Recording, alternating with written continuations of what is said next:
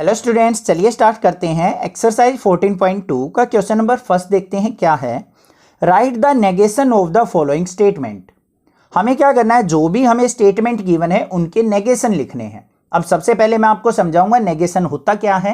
Negation का मतलब होता है डिनाइल ऑफ स्टेटमेंट, मतलब किसी भी स्टेटमेंट को डिनाई कर देना, मना कर देना, क्या कहलाता है हमारा नेगेशन ऑफ द स्टेटमेंट। उल्टा बोलना, मतलब कोई आपसे कहे ये काम कर दे, ये काम मैं नहीं करूंगा। ये कह दे आपसे क्या आप ये क्वेश्चन सोल्व कर सकते हो, मैं ये क्वेश्चन सोल्व नहीं कर सकता, मतलब उसका उल्टा जवाब ना करना, मना कर देना, क्या कहलाएगा हमारा नेगेशन ऑफ द सेंटेंस। बस ये काम करना है आपको। मान लो हमें स्टेटमेंट एस से डिनोट है, तो नेगेशन ऑफ स्टेटमेंट क्या होती है, ये सिंबल होता है हमारा नेगेशन का। तो ये क्या हो गया हमारा नेगेशन ऑफ स्टेटमेंट, और ये हमारी क्या है एक स्टेटमेंट। तो स्टेटमेंट का नेगेशन क्या होगा, इस तरीके से सिंबल लगा देंगे, इसको बोलेंगे नेगेशन ऑफ स्टेटमेंट। समझ में आ गई बात। तो चलिए देखते हैं अब। Chennai is the capital of Tamil Nadu. मैं यहां पे लिख के नहीं बताऊंगा, बिल्कुल सिंपल से क्वेश्चन है, आप अपनी लैंग्वेज में लिखना, रट्टा नहीं मारना यहां पे किसी चीज का कि आपको जो मैं लिख रहा हूं वही लिखना है। अपनी लैंग्वेज में लिखो, वही बेशक 100% पूरे मार्क्स मिलेंगे आपके, ठीक है। Chennai is the capital of Tamil Nadu. मैंने कहा चेन्नई जो है तमिलनाडु की कैपिटल है।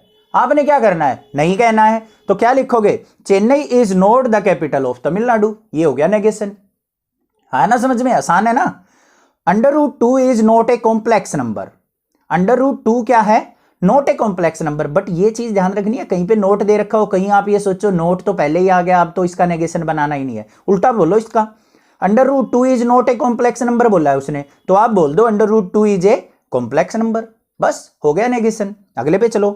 All triangles are not equilateral triangles. आपने क्या बोलना है, all triangles are equilateral triangle. Not को हटा देना है, जहां पे नोट मिल जाए उसको हटा दो, ना मिले नोट लगा दो, बस नेगेशन बन गया। अगले पे चलो। The number 2 is greater than 7। The number 2 is not greater than 7, बस। अगले पे चलो।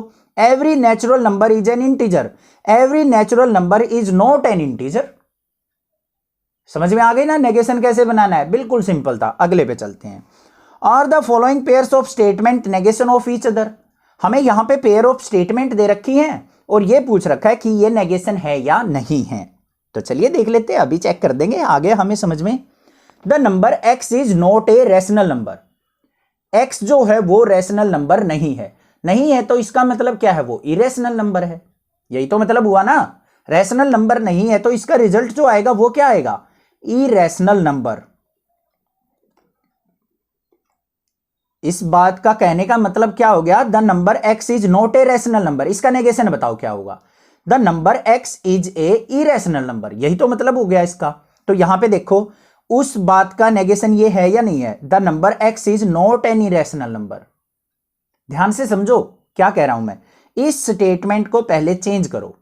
क्या दे रखा है, number x is not a rational number.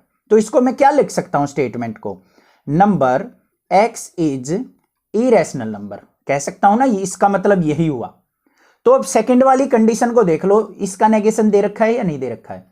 मैंने इस लाइन से तो मतलब निकाला कि नंबर जो है इरेशनल है, इसने बोल दिया कि नहीं है इरेशनल, तो ये क्या हो गई, इसकी नेगेशन हो गई। तो ये क्या हो गया हमारा true.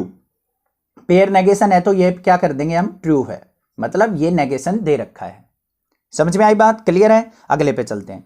Number x is rational number.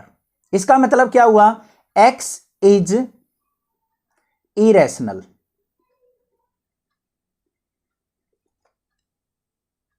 इसका नेगेशन क्या होगा, x इज इरेशनल। और ये देखो इसका उल्टा ही तो दे रखा है, x इज इरेशनल नंबर। बस ये चेक करना है इसका ये उल्टा है या नहीं है। अगर हमारा उल्टा नहीं मिल रहा है तो इस स्टेटमेंट को थोड़ा सा और वे में देख लो कि इसको हम कैसे लिख सकते हैं। तो ये इसका उल्टा है। तो आगे बात समझ में क्लियर है। क्वेश्चन नंबर 2 भी आ गया होगा क्लियर। तो ये भी क्या हो जाएगा हमारा नेगेशन गिवन है। ठीक, अब चलते हैं अपने क्वेश्चन नंबर 3 के ऊपर।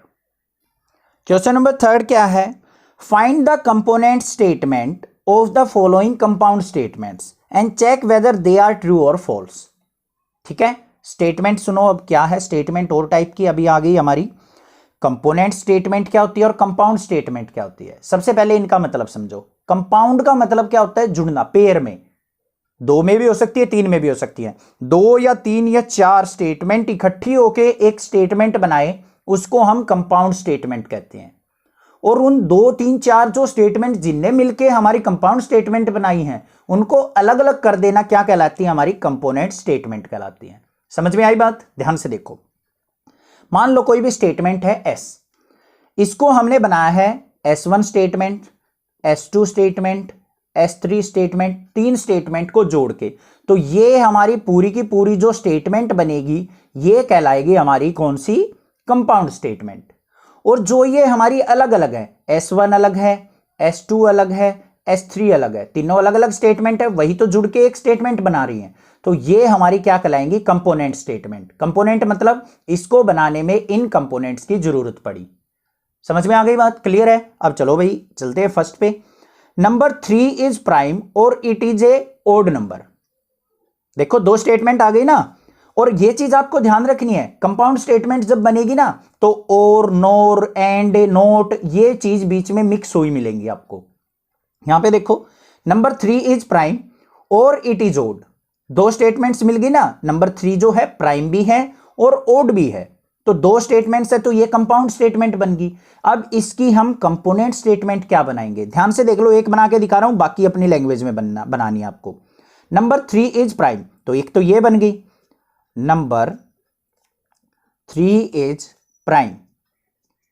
दूसरी स्टेटमेंट क्या बनेगी? Component statement, number 3 is odd. इन 2 के कंबाइन होके ही तो ये स्टेटमेंट बनी हुई है। अब देखो दोनों की दोनों बातें हमारी ट्रू हैं, दोनों स्टेटमेंट ट्रू हैं या नहीं है? नंबर 3 है प्राइम होता है, बिल्कुल होता है। नंबर 3 ओड भी होता है, बिल्कुल होता है। तो ये हमारी क्या हो गई? ट्रू। तो ट्रू फॉल्स भी बता दिया हमने, और दोनों को हमने बता दिया कंपाउंड स्टेटमेंट थी, और दोनों को हमने क्या कर दिया? कंपोनेंट स्टेटमेंट में ब्रेक भी कर दिया। बस ऐसे करना था। अगले पे चलते हैं, सेकंड पे। ऑल इंटीजर्स आर पॉजिटिव और नेगेटिव, तो यहां पे क्या बनाएंगे? All integers are positive. दूसरी कंपोनेंट स्टेटमेंट क्या बनेगी? All integers are negative. ध्यान से देखो क्या बता रहा हूं मैं, यहां पे गड़बड़ करते हैं बच्चे। ऑल इंटीजर्स आर पॉजिटिव, दूसरी क्या बनी? All integers are negative.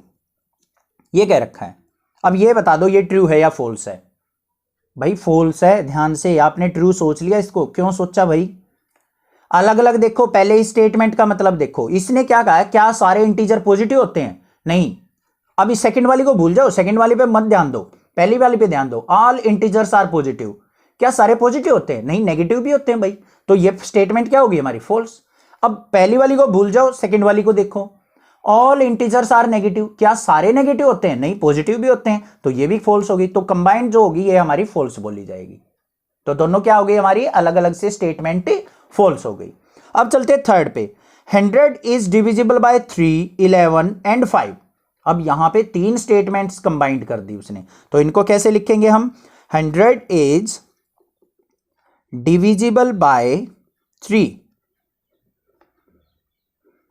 फिर 100 is divisible by 5 or 11, 100 is divisible by 5 लिख दी हमने।